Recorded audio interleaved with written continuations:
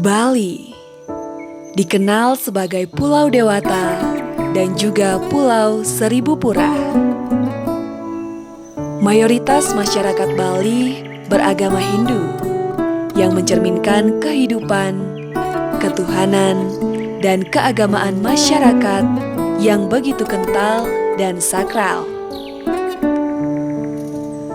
Pulau Bali memiliki begitu banyak bangunan pura, yang salah satunya adalah Pura Luhur Besi Kalung. Pura Luhur Besi Kalung merupakan salah satu pura Sat Kahyangan Jagat. Pura Luhur Besi Kalung berlokasi di Desa Babahan, Kecamatan Penebel, Kabupaten Tabanan, Provinsi Bali. Pura Luhur Besi Kalung memiliki peninggalan berupa lingga yang terdapat pada Pelinggih Pokok atau Agung. Peninggalan lingga tersebut jika dipukul maka akan mengeluarkan bunyi nyaring seperti besi.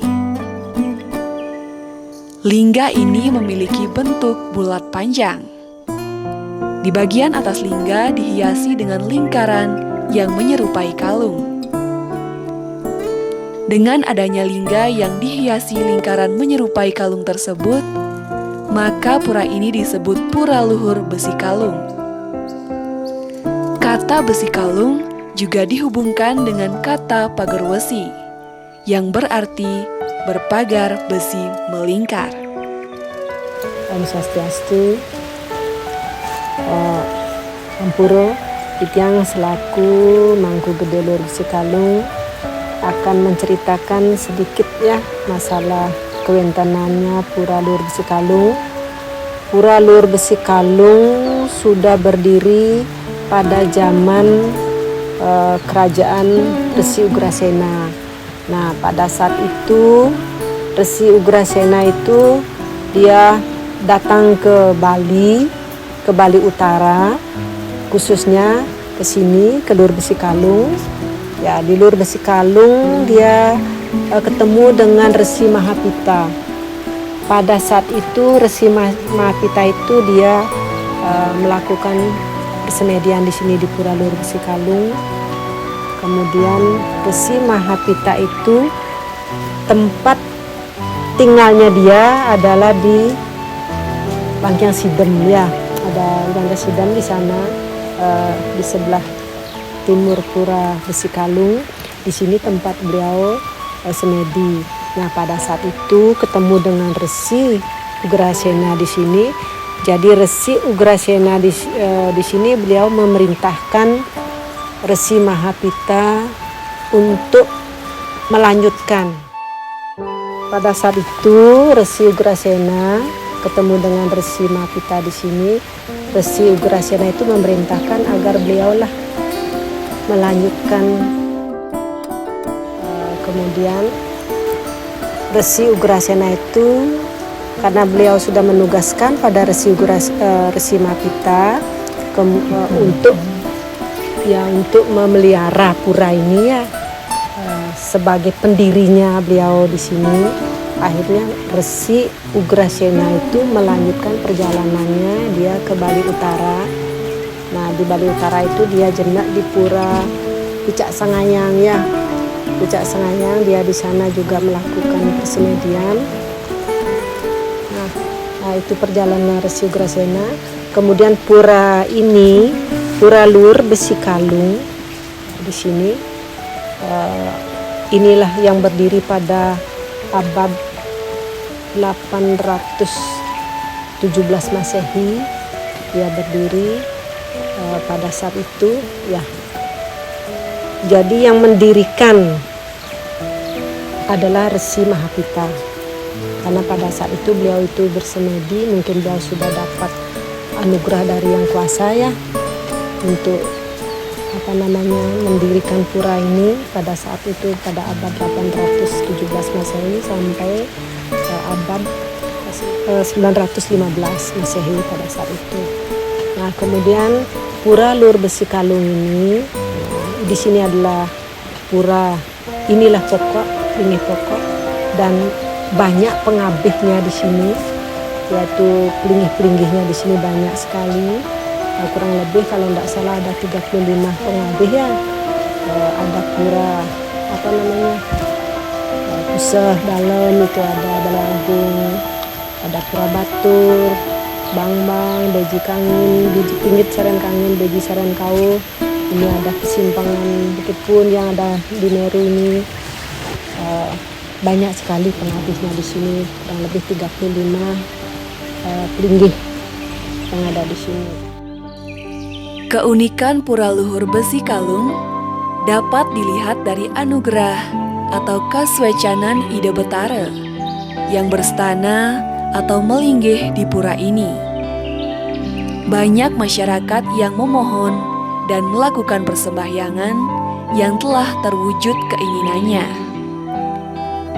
Banyak para politisi dan pejabat yang bertapa semedi untuk mendapatkan anugerah atau paica dan keinginannya tercapai. Banyak juga pasangan suami istri yang belum memiliki keturunan, yang memohon agar dikaruniai anak dan terbukti banyak yang permohonannya dikabulkan. Fungsi beliau ini adalah kekuatan. Kalau gini dek ya, Ibu jelaskan, kita kan ini jajar Kemiri Lur Batu Karu ya. Lur Batu Karu ini pengabeh Lur Batu Karu, sisi Kangin ada Lur Besi Kalung. Kemudian sisi kalernya Lur Petali, sisi Kau Lur Injak Sari, sisi Kelor Lur Tamu Laras. Beliau Lur Batu Karu di tengah-tengah. Kelima-limanya ini mempunyai fungsi masing-masing. Di sini di Lur Besi Kalung, fungsi daripada beliau itu adalah kekuatan. Beliau di sini ring Lur Besi Kalung ini sangat unik sekali anak-anak. Kalau ada pejabat-pejabat ya, kalau mau jadi pejabat biar langgeng, biar kuat, tidak ada benturan kiri kanan ya. Yang kan biasanya kalau orang pejabat kan banyak orang gini cobaan dan lain sebagainya. Kesini dia mohon sama beliau, mohon kekuatan supaya dia melaksanakan tugasnya langgeng kan gitu, tidak kena imasi kiri kanan gitu. Disinilah minta mohon sama beliau kekuatan, kekebalan gitu. Menjelang Pujo Wali Diki di Lur Besi Kalung lagi 15 hari Pujo Wali, pas pada saat itu Anggara kasih dukut di sini sudah mulai ngungkap lawang, matur kuning sareng ide sesunan bahwa Pujo Wali nido lagi 15 harinya. Dari kemarin udah semua pemangku di sini matur kuning sareng beliau bahwa yang Pujo Wali nido lagi 15 hari.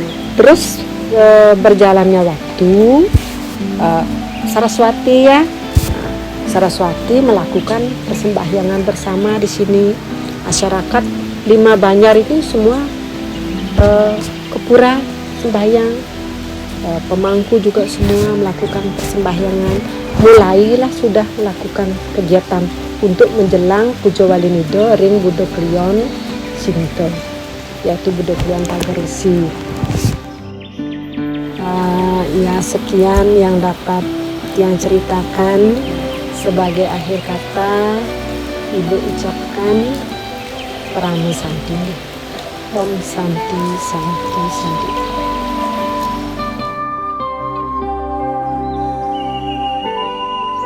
Sama halnya seperti pura yang ada di Bali pada umumnya, Pura Luhur Besi Kalung terdiri dari 3 bagian wilayah, yaitu Nista Mandala atau Jaba Sisi, Madya Mandala atau Jaba Tengah, dan Utama Mandala atau Jeroan.